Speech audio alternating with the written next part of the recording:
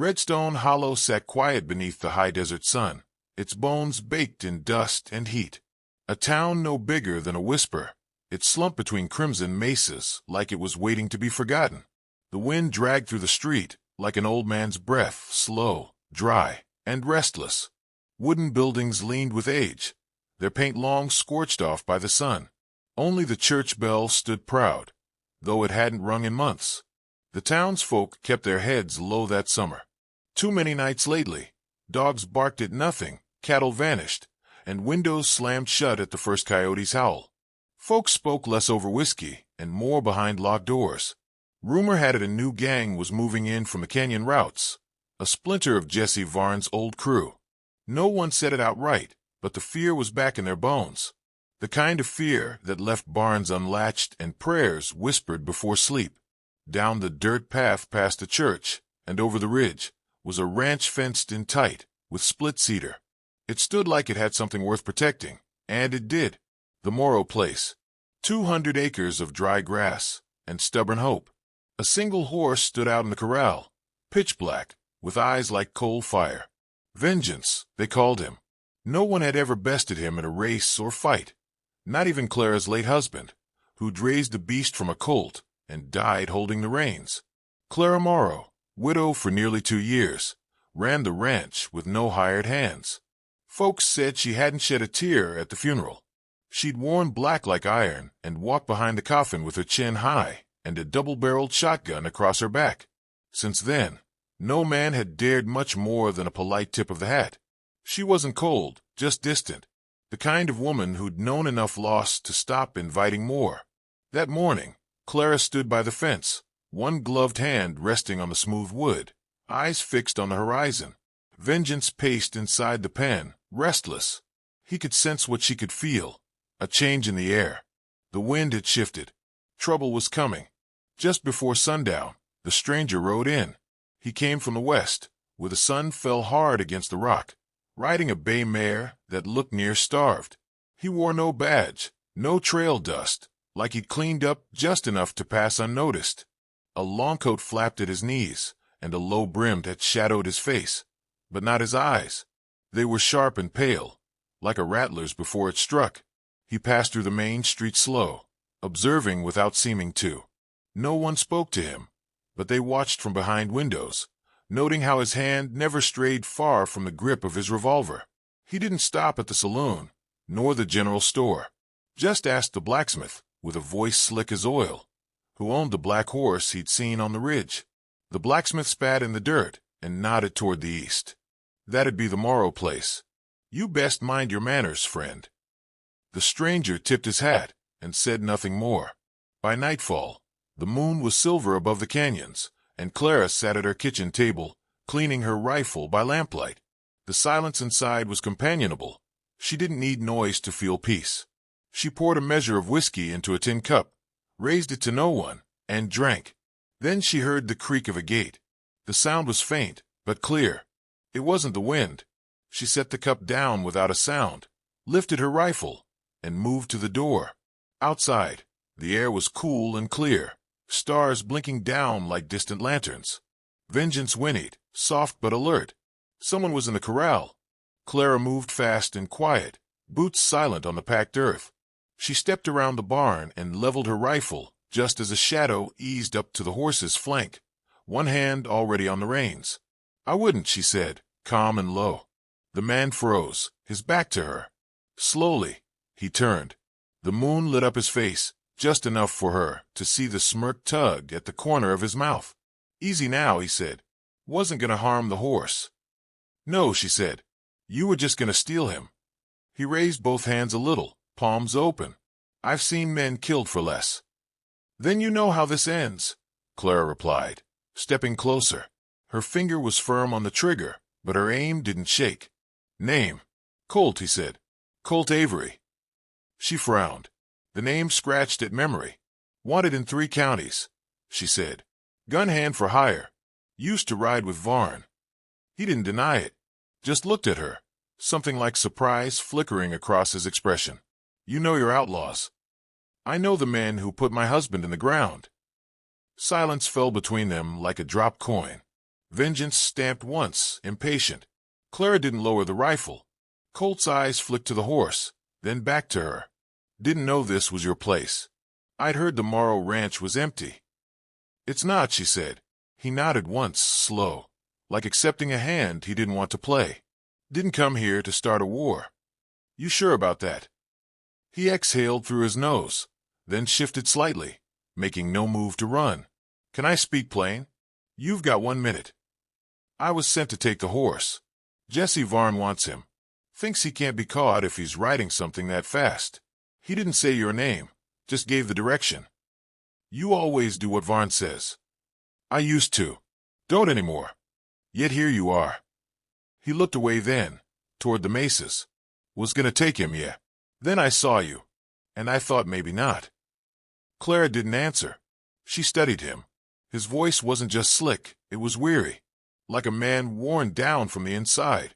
She didn't trust him, not yet, but she recognized the look in his eyes. Guilt. You've got 10 seconds to be off my land, she said. Next time I won't warn you. He didn't argue, just gave her a long look, something unreadable passing between them, then backed away, slow and deliberate. She followed him to the edge of her fence, rifle still aimed until he swung onto his mare and rode off into the dark. Vengeance snorted behind her, then quieted. Clara watched the dust settle behind him, and the night grew still once more. But something had shifted in her chest.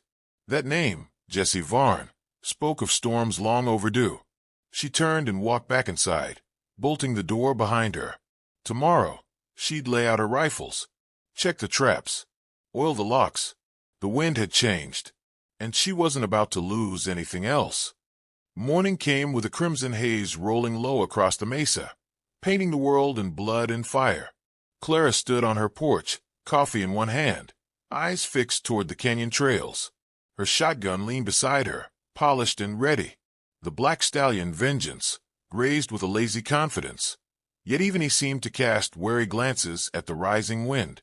She didn't believe in coincidences. Colt Avery hadn't come just to look. Jesse Varn had sent him, and that meant a storm was coming. A man like Varn didn't just send scouts. He sent warnings dressed in charm.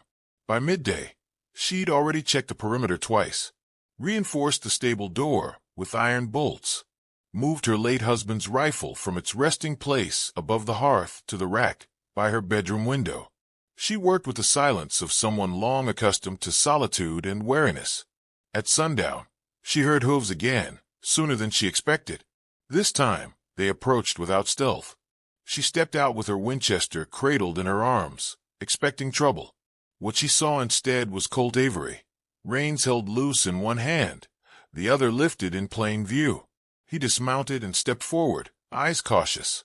Didn't think I'd get far without saying more.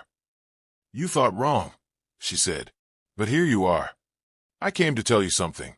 Ain't asking for kindness. Clara kept the rifle raised, but didn't aim. Talk. He looked around, at the house, the barn, the distant cliffs. Then back at her. You should leave this place. I've heard that before, she said.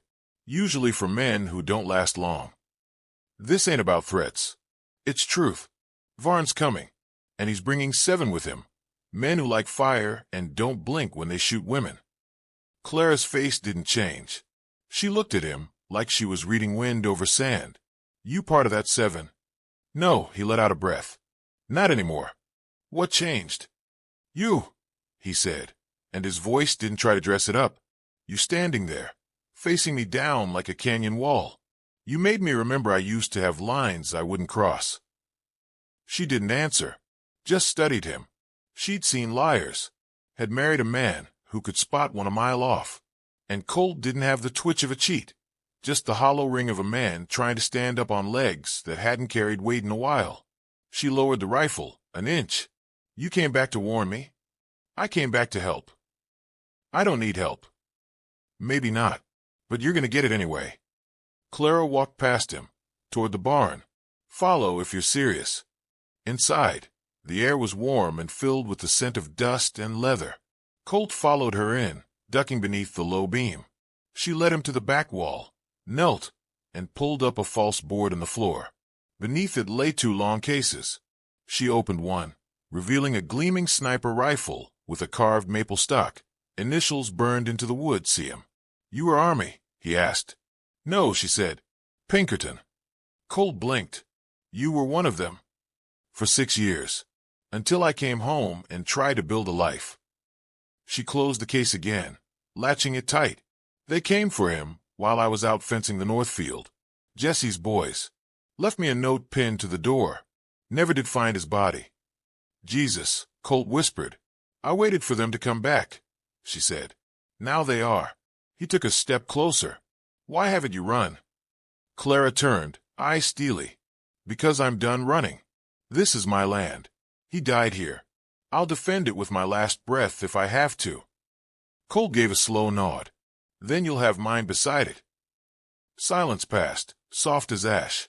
Outside, the wind tugged at the barn doors. Clara looked him over one last time, weighing the risk. Finally, she motioned toward the other case. You know how to shoot, Colt? Well enough. Good. Then help me reinforce the windows. We've got maybe 2 days. 3 if they're drinking. They worked through the night, hammering shutters, digging shallow trenches at the gate, hiding ammunition beneath floorboards. Vengeance watched with restless eyes, trotting circles in the moonlight like he, too, sensed what was coming. By the time the sky grayed, Clara sat beside the hearth, boots off, rifle across her lap. Colt poured water into the basin and splashed his face, then sat across from her, eyes heavy. You don't talk like the others, he said. Young men, I mean. You don't speak with hate. I've seen what hate does, she said. It hollows you. Makes a person brittle. He nodded slowly. I've been brittle a long time. You still are. He gave a dry laugh. You always this kind to your guests. Only the ones who almost stole my horse. The fire crackled low. Outside, the coyotes were silent. A stillness pressed on the air like the breath before a storm. Clara watched the flames flicker, their light dancing across Colt's face. He caught her gaze. You think we've got a chance? I think Varn's expecting a widow with a pretty horse, she said. Not a woman who's trained to kill and a man who knows his tactics. You're not scared. I'm angry. He looked at her with something like admiration, tempered by regret. Wish I'd met you different. You didn't. A long silence followed. Not awkward, just filled with unspoken things neither dared to touch. Eventually, Clara stood and walked to the window. She stared out at the empty road beyond the ridge. They'll come at night, she said. They always do. He stood beside her, eyes narrowed. Let them come. Clara nodded, and her fingers curled around the edge of the windowsill, steady and strong. They think beauty sleeps here, she said, but it waits with a gun. The wind carried dust like whispers that couldn't settle. Each gust clawed at the rafters and hissed through cracks in the cabin's walls, like it was trying to speak a name neither of them wanted to hear. Colt stood at the edge of the porch, fingers tight around the butt of his revolver, eyes scanning the far ridgeline. Clara was still inside, wrapping Vengeance's hooves with burlap to muffle his steps. Every movement she made was practiced, deliberate, like muscle remembering a life once lived. By midday, the air thickened, heavy with tension. Buzzards circled high, not yet descending, but sensing death in the breeze. Colt spotted the first rider just after sundown, a speck in the distance, rising from the canyon like a ghost too proud to stay buried. Then came another, and another, 7 in all. They rode in loose formation, slow and sure, as if daring the earth itself to stop them. They're coming, he muttered, stepping back into the house. Clara looked up. She didn't ask how many. She just nodded, then set the last of her traps, thin tripwires across the porch steps and oil jars hidden under brush near the gate. She carried a sidearm now, one Colt had never seen before. It was old but well kept, like it had stories etched into the metal. They'll expect fear, she said, so we give them fire. When night fell, it was moonless and cruel. Clouds rolled in, blotting out stars, making every sound louder. The creak of leather, the crunch of gravel, a cough that was quickly silenced. Colt crouched beneath the parlor window, rifle ready. Clara knelt near the hearth, where she'd scattered ashes over the floor to catch footprints if anyone slipped inside. Her face was stone, no tremor in her hands, no doubt in her eyes. Then came the knock. It was soft, mocking. 3 slow raps. Colt's hand tightened. Clara gave a subtle shake of her head, mouthing, "Wait." Another knock. Then a voice, low and oily. "Evening, Miss Clara. Fine night to talk business." Clara didn't answer. She let the silence stretch, let it press back against the voice like a wall. "We don't want trouble," the voice continued. "Just the horse. Hand it over, and we'll be gone before sunrise." Still no answer. Then came a second voice, rougher, slurred by drink. "Maybe she's asleep. Let's knock louder." Boots thudded against the porch. The first outlaw tripped the wire. A glass jar crashed. Flames roared up in an instant, licking across the steps and lighting up 2 men like torches. One screamed and ran. The other dropped, rolling, cursing Clara's name. Gunfire followed, a wild burst that shattered the windows. Clara rolled to the far wall, leveled her rifle, and fired through the broken glass. One outlaw dropped before he hit the dirt. Colt kicked open the front door and opened fire into the brush, ducking behind the water trough. Another man screamed and didn't get up. Then it was still again. No more boots. No more shouts. Just the wind and the crackle of burning oil. Vengeance snorted behind the barn, kicking at his stall. Colt shouted, "2 down, maybe 3. How many more?" Clara's answer was calm, deadly. "Enough." Suddenly, a shape lunged from the shadows. Colt barely turned in time to block the blade that sliced toward his throat. The 2 men fell into the dirt, wrestling, Colt's revolver lost in the scuffle. The outlaw swung again, knife flashing. Colt caught his wrist, twisted, drove a knee into the man's gut, then rolled and reached for the gun he dropped. A single shot cracked the air. The man went limp. Colt looked up. Clara stood at the cabin door, barrel still smoking. "You all right?" she asked. "Fine," he panted. "Thanks." She nodded and ducked back inside. Another gunshot rang out near the barn. Clara cursed under her breath.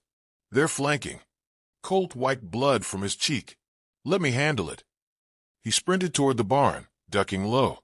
Shadows moved in the corral, one climbing the fence, another near the back wall. Colt raised his rifle and took one shot, clean through the throat. The second man turned, fired wild, missed. Colt dove into the hay pile, reloaded, and waited. The outlaw crept forward, pistol ready. Click. The trap snapped. A rope snare around his ankle jerked him upward. He screamed as he dangled. Colt stepped out and silenced him with one shot. Back at the house, Clara was kneeling beside the window, reloading, scanning the edge of the trees. Then the wind changed, and she heard it. Hooves again. Fast. Hard. She turned too late. A rider burst from the side of the cabin, swinging a torch. He hurled it at the roof. Drywood caught fire in an instant. Flames began to crawl across the shingles, hissing and greedy. Clara rolled out into the yard, coughing through the smoke. Colt ran from the barn, eyes wide. "She's on fire." They worked in tandem, buckets from the trough, blankets soaked and slapped against the roof. The rider who'd thrown the torch circled back, laughing. Colt raised his rifle, sighted, and fired. The man fell like a rag doll, landing in a heap near the fence. Smoke rose into the sky, orange and black. The fire hissed, then died under the weight of soaked earth and grit. Colt dropped to one knee, coughing. Clara slumped beside him, hair damp, face smudged with soot. They waited, listened. Nothing. No more riders. No more footsteps. Just wind. Then Colt turned his head, eyes narrowing. In the shadows beyond the corral stood a lone figure, still watching. Clara followed his gaze. Her heart kicked. Jesse Varn. He didn't speak, just tipped his hat. Then he turned his horse and disappeared into the dark. Clara stared long after he was gone. "He'll be back," Colt said. "I know," she replied, voice low. But in her tone, there was no fear. Only the certainty of someone who'd faced hell and wasn't done fighting. Dawn came hard, spilling gold across the scorched earth, as if the sun itself had taken pity. The cabin was blackened but standing. Smoke clung to the rafters. Burn marks crawled up the porch rail like scars. Clara stood beside Vengeance, stroking his neck with a calm that belied the turmoil inside her. Colt sat on the front step, cleaning his revolver, eyes fixed on the empty trail beyond the ridge. They hadn't spoken much since Jesse Varn had vanished into the dark. Words seemed too small for what waited. "Any sign?" she asked. "None," Colt replied. "But he's out there." She nodded. She'd known it the moment she saw the glint of Varn's silver spur, the way he watched like a man measuring his kill. He hadn't come to bargain or boast. He'd come to see the lay of the land before striking like a rattler from the grass. By midday, Clara had pulled on her riding boots, tied back her hair, and fastened her holster with steady hands. She stood before Colt, face lit by the desert glare, and said plainly, "We take the fight to him." Colt blinked. "You mean ride into the canyon?" "I know where he camps. I've known since the day they took my husband. Jesse's men always circle back to the salt caves when they want to vanish.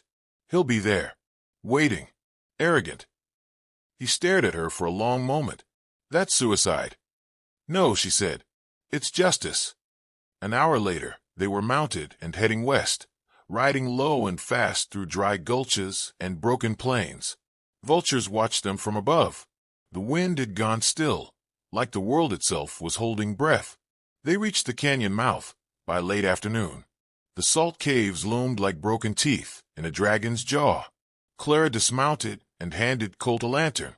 The air here smelled of sweat, blood, and old fire. "We move quiet," she whispered. "He's got 2 men left, maybe 3. If we're lucky, they're too tired to post a proper watch." Inside, shadows swallowed them. Colt kept his revolver drawn. Clara moved ahead, step silent, eyes keen. Her breath was shallow. The earth beneath them crunched faintly. Then a sound, gravel shifting. She held up a fist. Colt froze. Another step. A whisper. Then gunfire erupted from a side tunnel. Clara dove left, rolled, and fired. The flash lit a face, thin, tattooed. The man dropped, screaming, clutching his thigh. Colt returned fire toward the second gunman deeper in the tunnel, forcing him back behind a column of rock. Clara dashed forward, kicked the wounded man's weapon away, then pressed forward with Colt at her side. They advanced in silence until the tunnel widened into a chamber lit by oil lamps hung from the walls. At its center sat a crude throne of driftwood and crates. On it Jesse Varn. He rose slowly, hands calm, revolver already cocked. "Now that's a sight," he said. "The widow and the traitor. Should have expected it." Clara stepped forward, eyes never leaving his. "I buried 6 of your men last night," she said. "You'll be next." Varn laughed. "You don't get it, do you? This world ain't for folks like you. It's for those who take what they want and never apologize." "I'm not here for a sermon," she said. "Then draw." Varn moved first. Fast, too fast for most to track. But not her. Her bullet found his shoulder. Colt's caught his leg. He staggered, dropped to one knee, then raised his gun again, spitting blood. Clara walked forward slowly. "This is for Nathan," she said. Her final shot echoed through the canyon. Varn slumped over, still. Colt let out a slow breath. "It's done." "No," she said, reloading. "It's quiet. Not done." They searched the chamber, found the last man bleeding behind a crate, begging. Clara gave him a choice: leave, disappear, or join Varn. He ran. They burned the supplies Varn had hoarded: whiskey, rifles, stolen goods. Watched the fire rise like a pyre, smoke curling through the cave mouth into the red dusk. Outside, the world felt wider. Colt looked at her. "You could rebuild. Start over." Clara looked at the horizon. "Maybe. But not here." He hesitated. "You ever think about leaving all this behind?" "I did once," she said, "until someone reminded me who I really am." Colt nodded. "Guess I owe you more than a thank you." "You owe me nothing," she said, mounting vengeance. "Just don't go back to being small." He smiled, weary and full of something new. "Where will you go?" She glanced over her shoulder, expression unreadable. "Where there's wrong that needs righting." Then she rode east, the wind catching her hair, the black stallion thundering beneath her like a legend reborn. Colt watched her vanish into the light, knowing the story would spread, of the widow who held her ground, the outlaw who changed, and the gunfire that carved glory from the bones of the West.